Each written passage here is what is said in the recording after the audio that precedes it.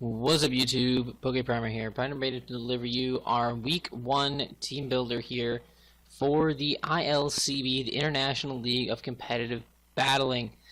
For Week 1, we are taking on Jordie and the Tiny Turtwigs. Now, before I go any further, they did say Jen, who's Jordie's best friend and the runner of the league, our good friend Jen, she did inform me that Jordie has very little competitive experience, but regardless of that, I am still out to win. But at the end of the day, you will see I'm a little bit more lackadaisical on my prep for this match, as I normally would be for other matches. For example, like later this season when I face Waffles, Jen, Ronnie, Chris, I'm going to step my prep up a lot more, obviously, but for those who are a little bit less experienced, I'm not going to go full bore like I normally do for a match, you know what I mean?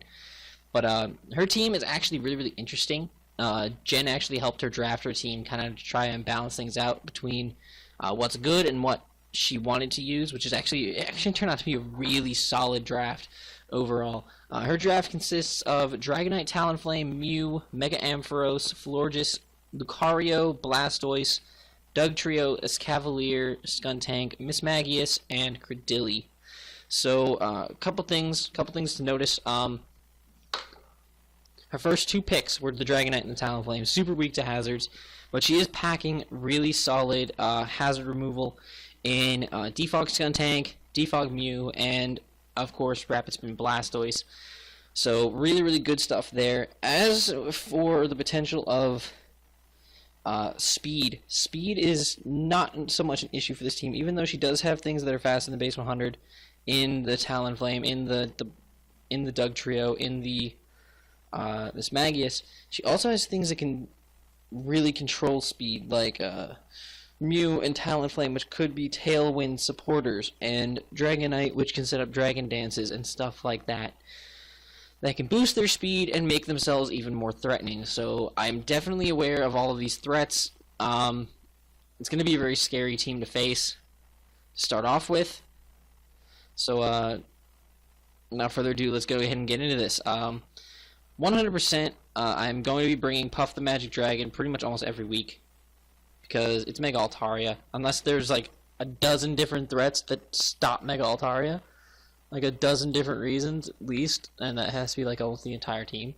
Unless there's a numerous amount of reasons that Mega Altaria gets stopped, I'm gonna be bringing Mega Altaria, just because of the fact that it's just so good and so versatile that I can build it in whatever way I need it to be that week. And for this week, I actually decided to build a bulkier Dragon Dance set to kind of combat this team. Basically, my thought process here is, and I'm actually going to grab my calculator and put it over here. My thought process with this set is, first of all, I know for a fact, 100%, and there's no denying this fact. I know that Lucario or Escavalier or both are coming to handle this thing. I know for a fact. I know that. I am 100% aware of that fact. And I support that fact 100%, because they do handle me very well. They do damage me severely, and I would be in a very bad spot if those mons were to perhaps damage me in a way.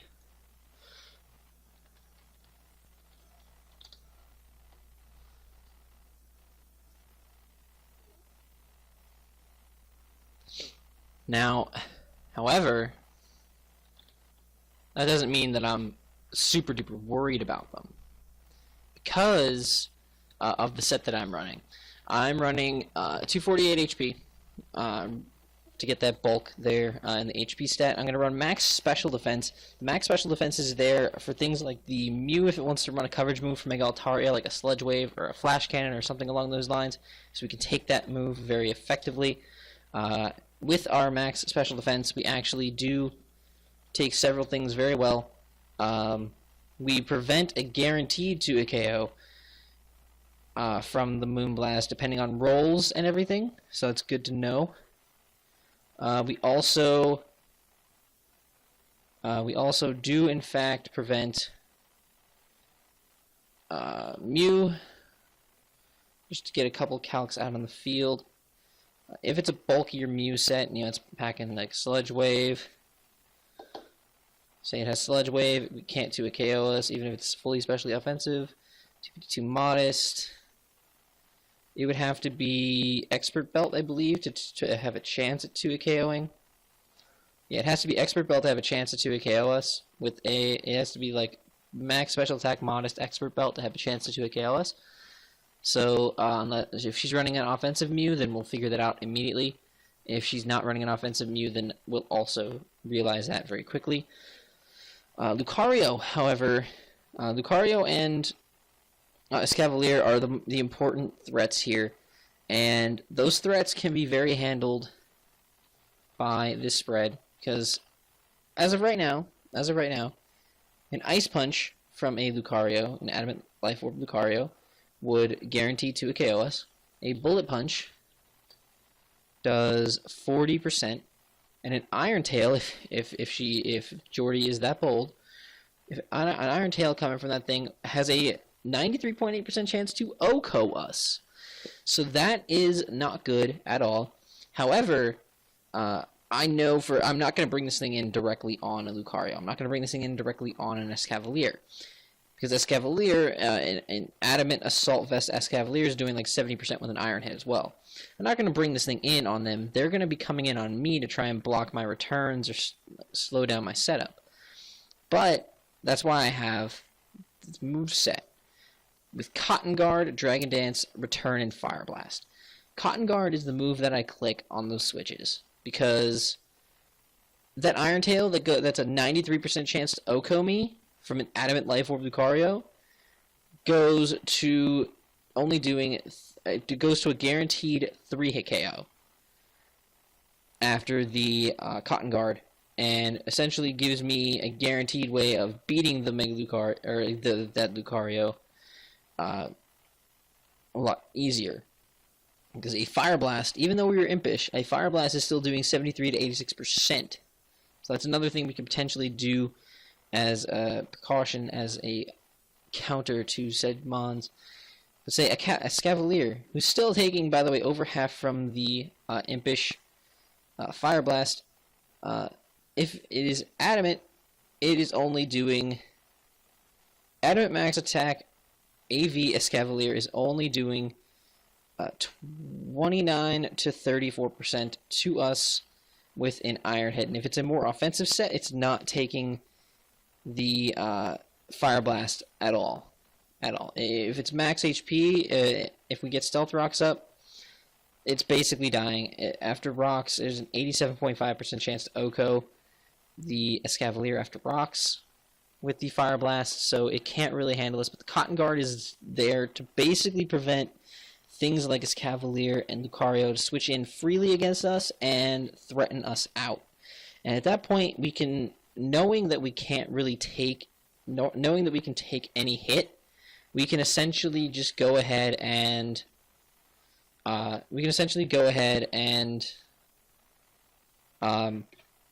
set up a Dragon Dance and potentially sweep Jordie's team with that. And that could be really, really effective for us this week.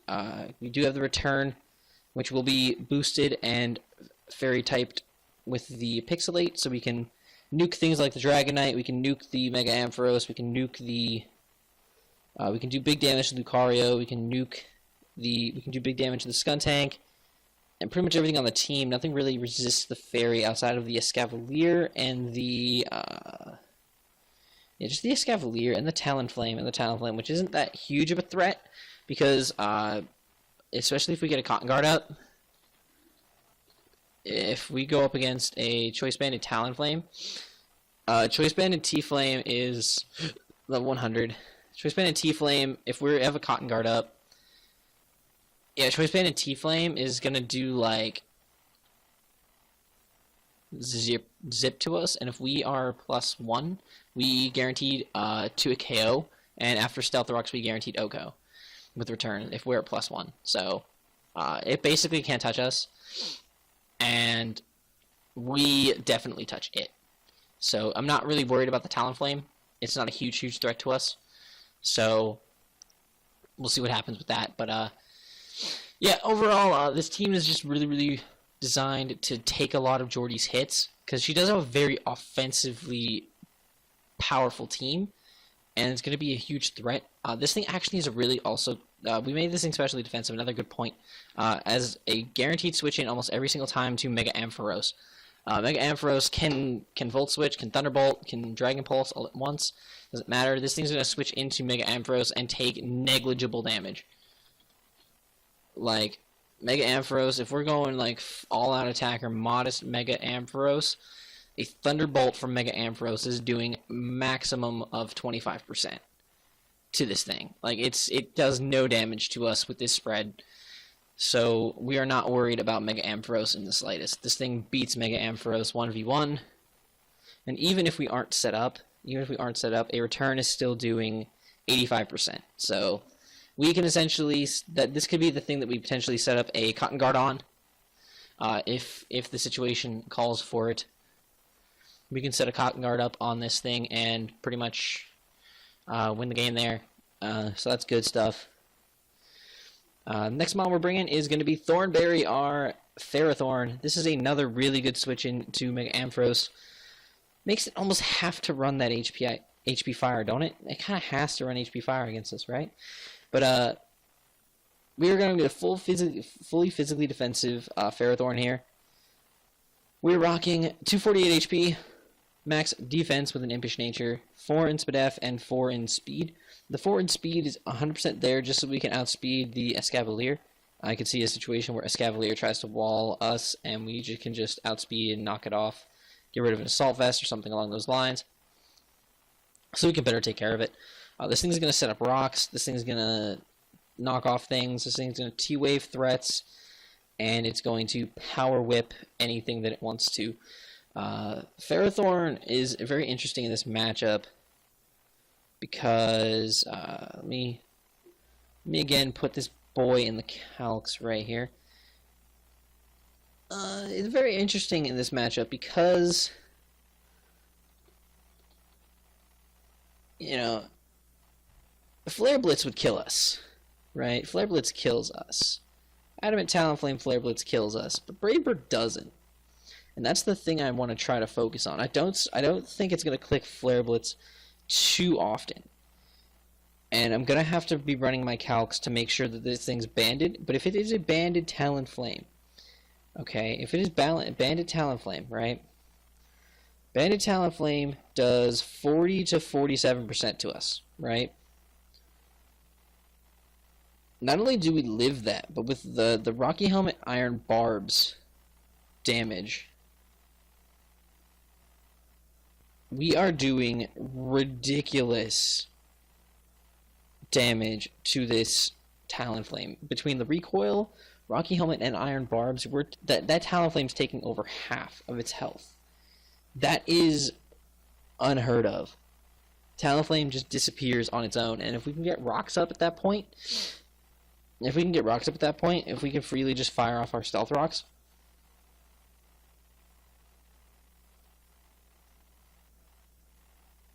like, it's just too threatening. It's too threatening. I absolutely love it.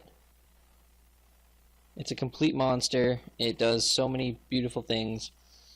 And this is our way of beating a banded Talonflame that just wants to spam those stupid-ass Brave Birds that it likes to spam. Because, well, who doesn't like to spam Brave Birds, right?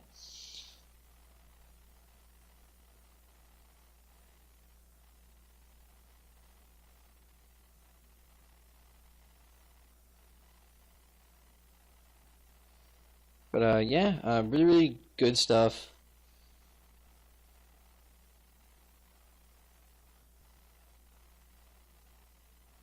Really good stuff. I like this set. The Thunder Wave is really good to stop a potential Dragon Dancing Dragonite. Power Whip is there so that we can take on the Doug Trio if it wants to be a thing. We can switch into the Blastoise very safely, take not too much damage from Aura Sphere, and hit that thing back really hard with the Power Whip. just so we can make sure that we can get rocks back up on the field if he gets rid of them. So that's another potential thing that can go down. Overall, Thornberry here is going to put in a lot of work for the team, and I'm really excited to use him. The next mob we're bringing is going to be Moonduck, our Cresselia, also going to be physically defensive this week. Bold, max defense, max HP, a little bit but def. Calm Mind, Psyshock, HP Fire, and Moonlight with the lefties. Moonduck here is literally just put it in front of something it knows it can sit in front of, and then set up on it, and then continue to set up on it, and then set up on it further, and then Moonlight the damage off, and then set up again, and essentially just repeat. Set up, Moonlight, repeat.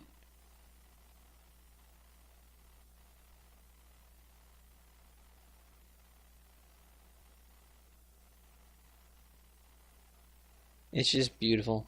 It's just such beautiful stuff.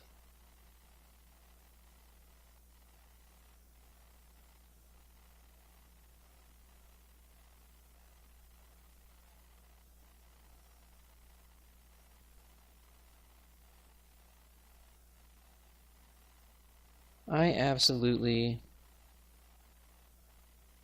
love Cresselia.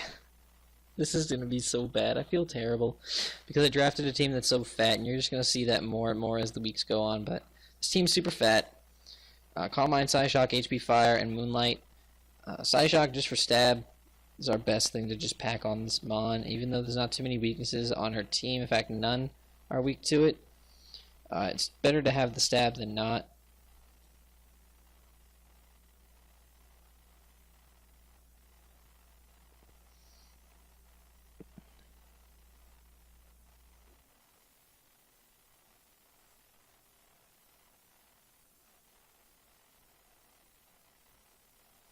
Um, 100% of the HP Fire is there because of the Lucario, and more so the Escavalier, who could wall us.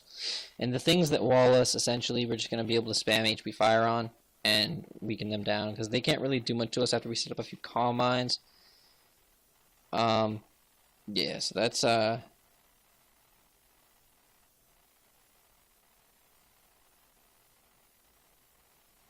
that's a potential thing to do.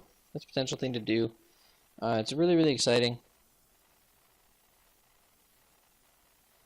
Because Cresselia can essentially just set up and shit on throats.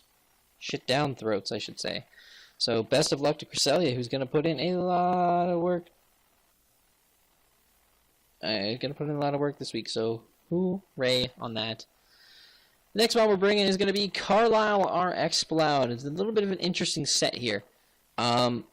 Exploud is going to be running 248 HP, again, bulky as fuck, 36 in defense, and the rest goes into special attack with a modest nature. Now, the reason why I'm running that 36 defense EVs is because with a Choppleberry, we live a Lucario's close combat.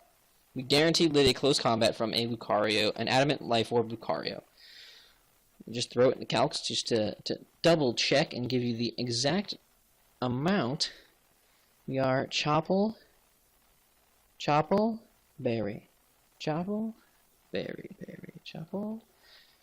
Swords Dancerino. 248 Areno. 36. Yes, ma'am. The close combat will do it. 83.4 to 98.7% to our beautiful, lovely, good friend here, Exploud. And with that, our Fire Blast will absolutely annihilate him, because his defenses will be lowered.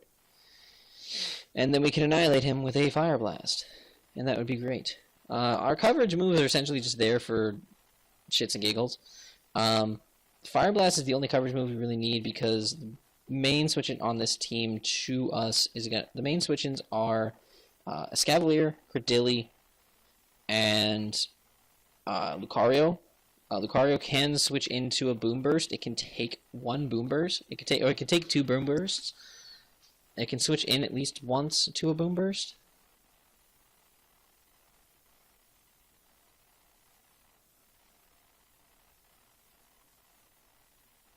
So, huge cool stuff there.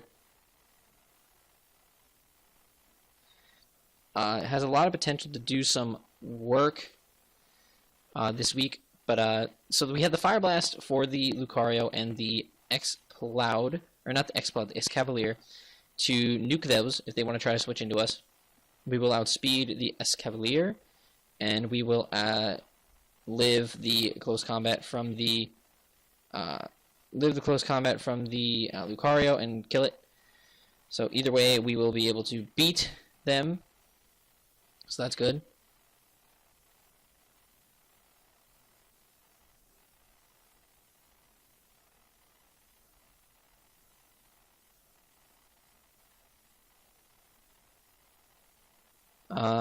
Yeah, so awesome stuff there. As for the Credilli, we have the Blizzard. Blizzard is there for the Credilli because that will, in turn, if the Credilli wants to try to switch in to a Boomy Burst, it's going to take negligible damage.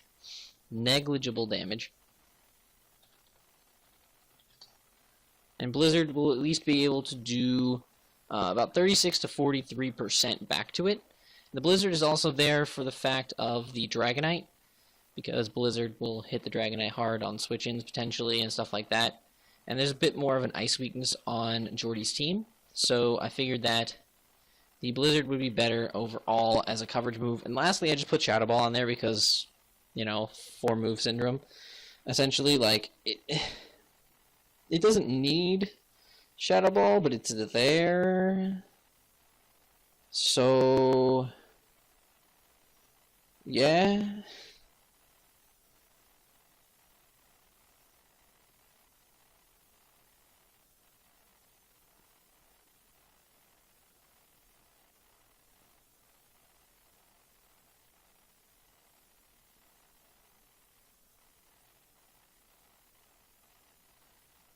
Yeah, it's just enough work can be put in with this X-Cloud. I'm really excited to test it out. And if she doesn't bring the Lucario, then we're in even better position, because then we don't have to worry about our Chople popping. And then it's completely useless, and I regret everything that I've ever done in my life. But regardless of that, X-Cloud's going to be an absolute monster in this game. I think it can, 9 times out of 10 I'm just clicking Boom Burst upon entry. And if something wants to stay in,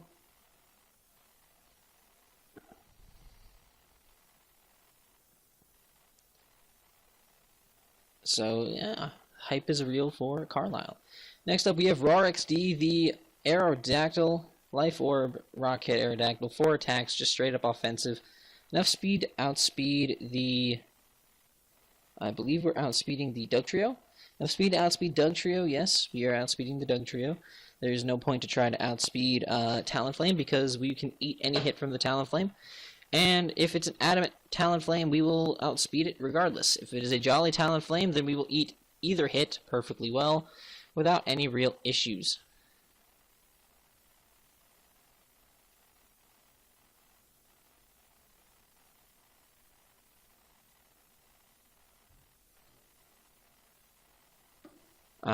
Yeah, so we have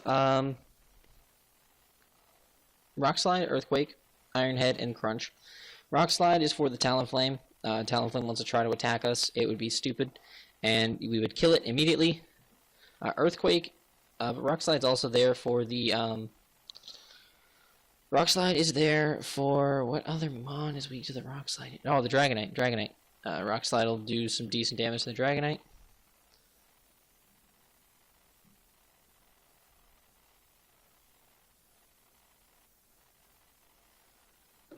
Earthquake is there, just general damage for the team. Mega Ampharos, don't like it. It can pick off Mega Ampharos late game, can pick off Lucario, can pick off Skuntank very, very nicely. Actually, Aerodactyl, I just gotta make sure that I'm gonna live a Bullet Punch from an Adamant Lucario, because that could be disastrous. Bullet Punch. We do live a bullet punch from an Adamant Lucario even after we take a Life Orb hit. And he doesn't live he don't live no Earthquake from us. So if she ain't packing Bullet Punch, then we good. If she is packing Bullet Punch, then yeah, it's fine. We'll be fine. We're good to go. We're guaranteed to kill it 100%. And we'll still be able to live to hit something else very hard afterwards. Iron Head is for the Florges, so we have something to touch the Florges. Because right now we really don't have anything that really touches the Florges, even though we can really whittle it down with our other mons. Iron Head is pretty much almost a 2-hit KO on the Florges, so and throw a Crunch on there. But Iron Head is pretty much a good chance of 2-hit KO on the Florges if it's a fully physically defensive set. If it's not fully physically defensive, then we can pretty much guarantee a 2-hit KO, which is good. And Iron Head will also hit that Cordilli, which is a huge threat to the team. Lastly, we're packing the Crunch because there's a Mew there, and there's a Mismagius there. Mismagius don't appreciate no crunches. Mismagius is taking 80% min from the Crunch. Mew itself, if it's the standard Stall Breaker Mew, like the specially defensive set, it's going to take like close to half, and there's about a 50% chance to 2-hit KO. It's not the Stall Breaker Mew if it's offensive Mew. We take away the HP stat, it's a guarantee to a KO. So, basically the Crunch is there for that purpose. Does more damage than our other moves in the long run. So, yeah. So I just wanted to have that I just wanted this thing to have coverage, just because with its speed, it's going to outspeed basically anything that's not Scarfed or has priority on Jordie's team. So I just kind of figured that our best bet was to have coverage on this thing so that we can better handle my opponent's mons. After I talk about my last Pokemon,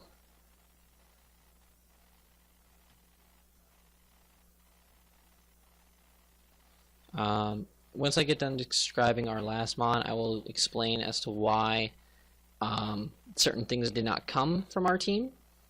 I'll actually put up our document here so that I can reference it shortly. But our last mon is going to be Knuckles, our Sandslash, rocking that beautiful Assault Vest. 248 HP, max special defense with an impish nature. We want to be able to take hits on both sides, and that's the whole goal for Knuckles here. Rapid Spin, Earthquake, Knockoff, and Super Fang. Rapid Spin, so we can keep hazards off our side of the field. I don't want them there. Even though we're not too weak to hazards, I want Aerodactyl at full HP when it comes in every single time, no matter what. So if she tries to bring hazards against us, we are going to keep them off the field. Earthquake for stab. It's going to do a lot of damage to a lot of the team. She does have a Levitator in the Mismagius and 2 flying types in Dragonite and Talonflame, but I'm not too worried about that. Knock off just to get rid of items and just be naturally a nuisance. And Super Fang is actually really interesting because some of the things that would typically switch into this mon are very, very bulky and have a lot of HP, but very minimal forms of recovery, such as the Escavalier, the Dugtrio, Cordilli, for potential example. Well, Cordilli gets to recover. Mega Ampharos doesn't have any form of real recovery outside of rest. Florges could be hit really hard by it. Mew, potentially. Things that would kind of try to switch into this thing don't have too much reliable recovery.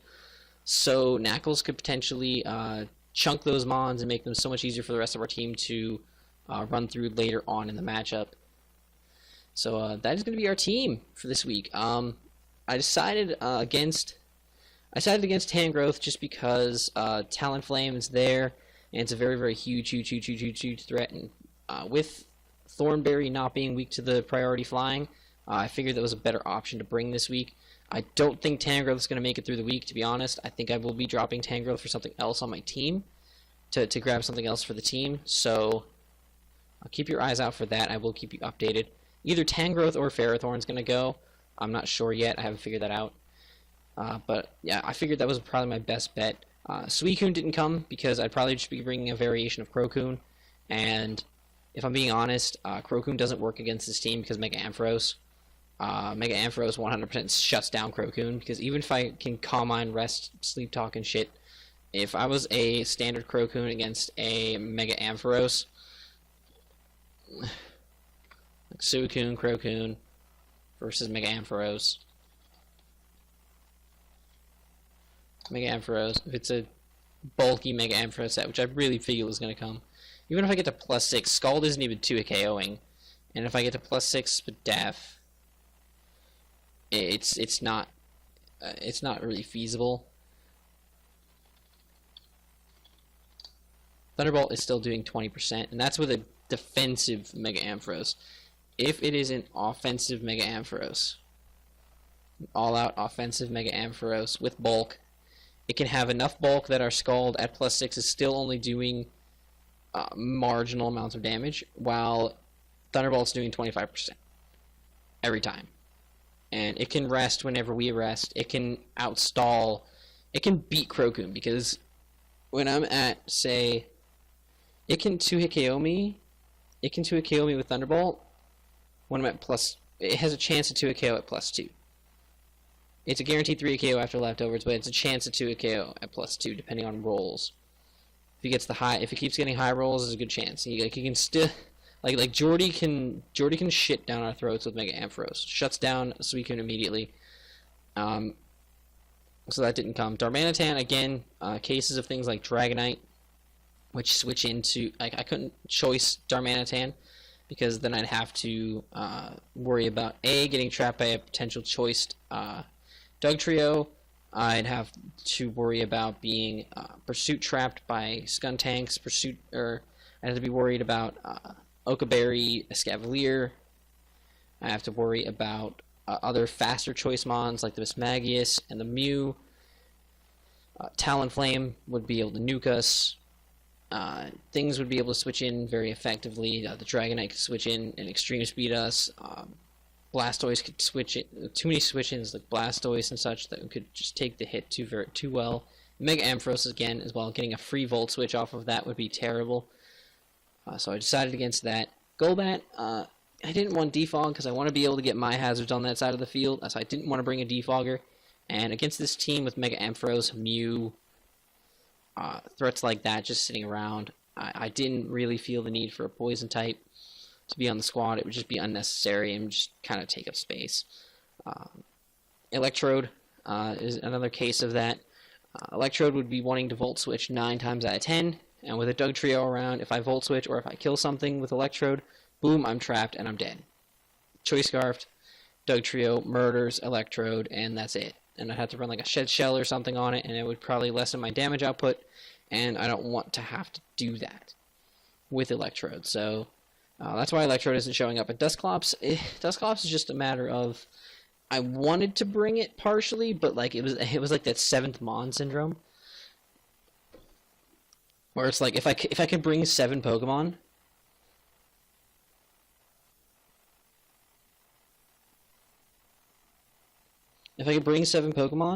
Dusclops would be my 7th. But with things like Mismagius, who can do large chunks of damage to us,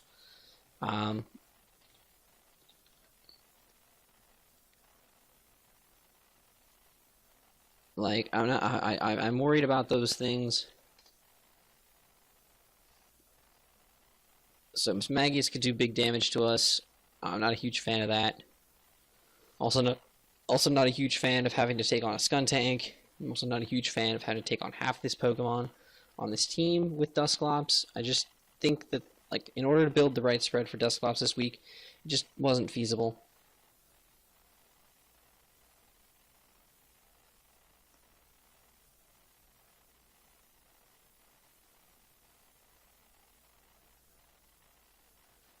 So overall, that's just why I brought the team that I brought. If you guys have enjoyed this, please make sure to leave a like down below. I will be live calming the battle when it happens, so get hyped for that. So we were going to be going back to separate team builders and battles. So yeah, I'm sure you've noticed that by now that we've been trying to do that. And that's been just how things are going to be. So if you guys enjoyed, make sure to leave a like down below, subscribe if you haven't already. And until next time, I'm PokePrimer, signing off.